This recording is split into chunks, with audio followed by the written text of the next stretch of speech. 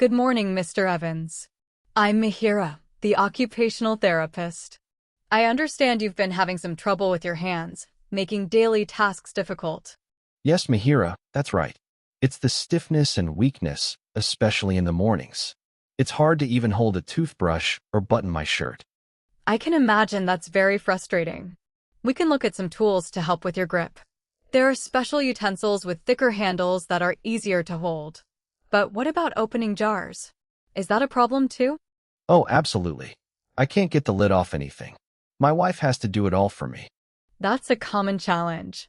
For that, a jar opener would be very useful. It gives you the leverage you need. However, the most important thing right now is to help you be more independent with your personal care, like washing and dressing. So, let's focus first on getting you a long-handled sponge for your back and a button hook for your shirts. A button hook? I've never heard of that, Mihira. It's a clever little device that pulls buttons through the hole for you. It will make getting dressed much less of a struggle.